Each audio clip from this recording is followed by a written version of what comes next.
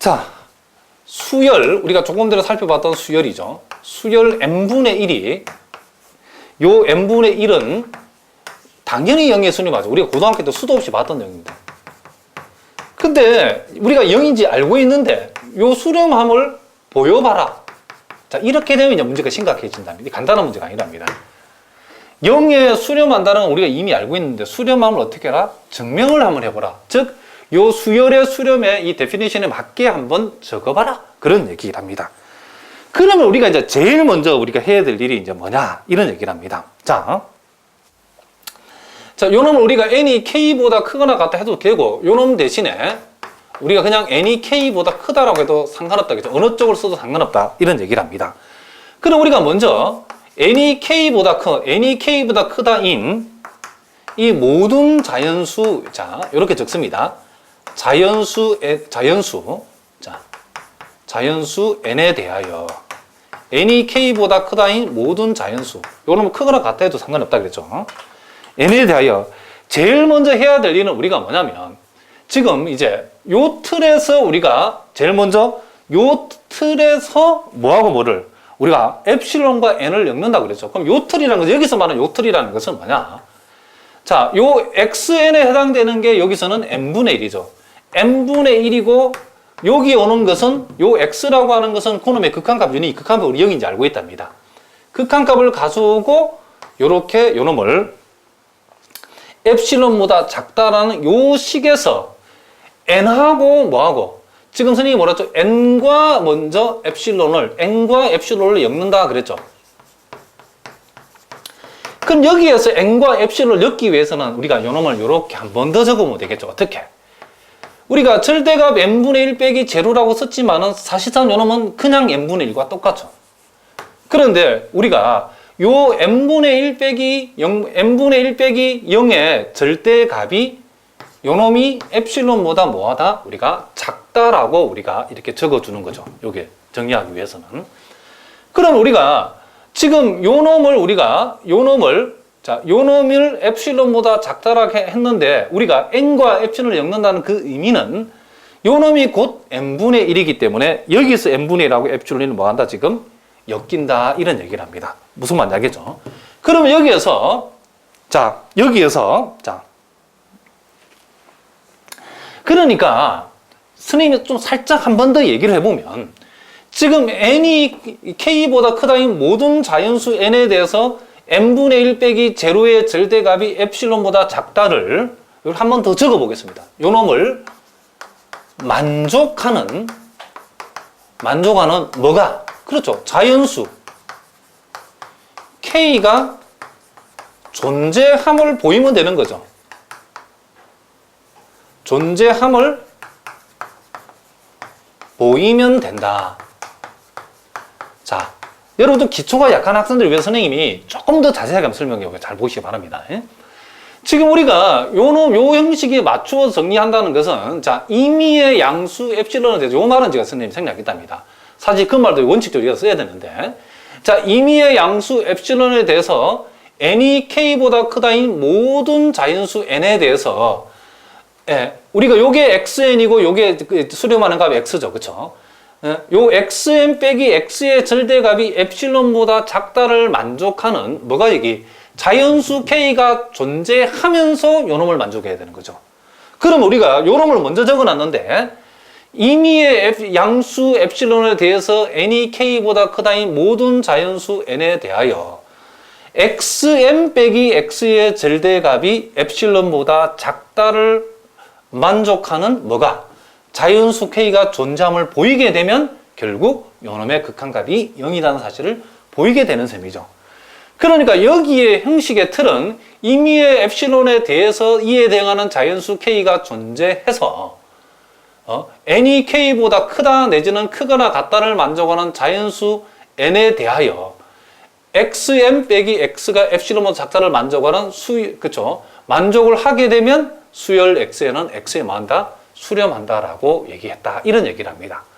그러면 여기에서 우리가 실제 증명할 때는 어떻게 하냐면, 임의의 양수 엡실론에 대해서 n이 k보다 크거나 같다 내지는 n이 k보다 크다인 모든 자연수 n에 대해서 절대값 xn 빼기 x가 엡실론보다 작다를 만족하는 뭐가 존재하면 자연수 k가 존재함을 보이면 우리가 요놈이 요놈의 수렴함을 보이는 셈이다. 이런 얘기를 합니다. 무슨 말인지 알겠죠? 그러니까 여기에서 우리 현실적으로 n분의 1의 극한값이 0이라는 사실을 그쵸? 우리가 보이는 방법은 예, 임의의 양수 엡실론에 대하여 요 말이 빠져있죠. 이게 n이 k보다 크다인 모든 자연수 n에 대해서 우리가 요 증명의 틀인 요 틀을 여기다 그대로 가져왔답니다. xn이 지금 여기서는 n분의 1이고 수렴하는 값 x가 여기서 0이니까 n분의 1 빼기 0의 절대값이 엡실론보다 작다를 만족하게 하는 자연수 k가 존재함을 보이면 요놈의 극한값이 0이라는 사실을 보이는 셈이다. 이런 얘기를 합니다. 그럴 때 우리가 제일 먼저 현실적으로 우리가 요놈이 결국 n분의 1이라는 사실을 이용해 가지고 n분의 1이 엡실론보다 작다를 이용해서 요렇게 n분의 1과 엡실론을 먼저 엮는다 이런 얘기입니다. 요 틀에서.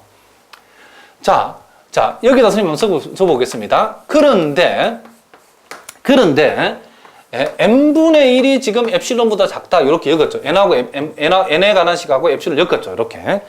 자, 요 말은 결국 n이 양면 역수차면 n이 엡실론 분의 1보다 어떻게 하다? 크다. 요걸 만족하죠.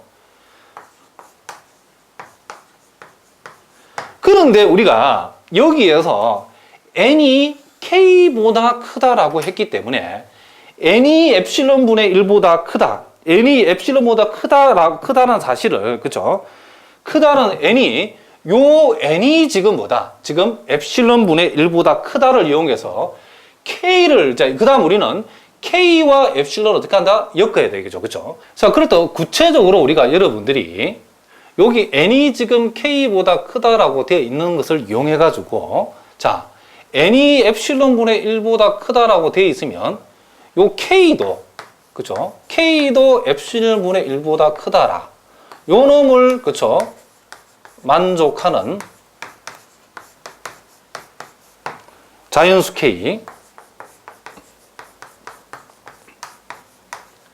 K를 우리가 어떻게 한다?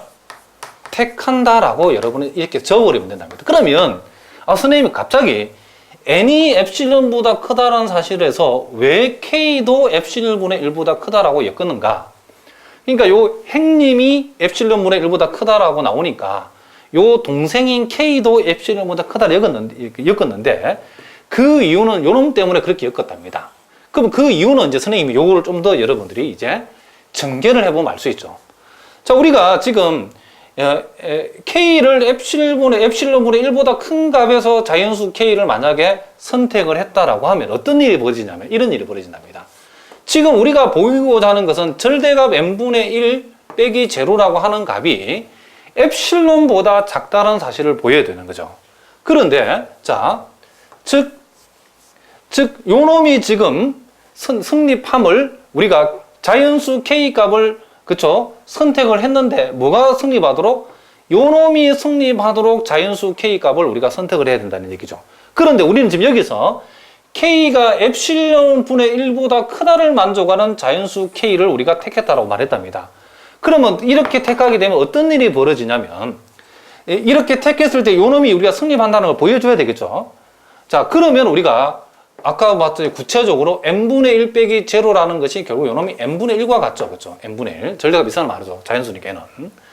그런데 여기에서 n이 k보다 크다는 이 사실로부터 양변을 역수치하면 n분의 1하고 k분의 1을 비교하면 이제 n분의 1보다는 뭐가 크다? k분의 1이 크다. 이런 얘기가 되는 거죠. 그런데 여기에서 k분의 1이라는 것은 양변을 역수치하면 좌변은 k분의 1, 우변은 엡실론이 되는데 부동호 방향이 바뀌죠. 요 말은 결국 k분의 1이 엡실론보다 작다 이런 얘기죠. 그러니까 요 놈이 결국 엡실론보다 작다가 되었답니다. 그러면 결국 우리가 지금 보이고자 하는 거, 요 놈. 절대값 n분의 1 빼기 제로가 결국은 뭐보다? 엡실론보다 작다라는 이런 결론이 나왔답니다. 어떻게 k를 선택했더니 k를 엡실론분의 1보다 크다를 만족하도록 k를 선택했더니 n분의 1 빼기 제로의 절대값은 엡실론보다 작다는 결론에 도달했다 이런 얘기를 합니다. 자, 무슨 말인지 아시겠죠? 그러니까 여러분들이 이걸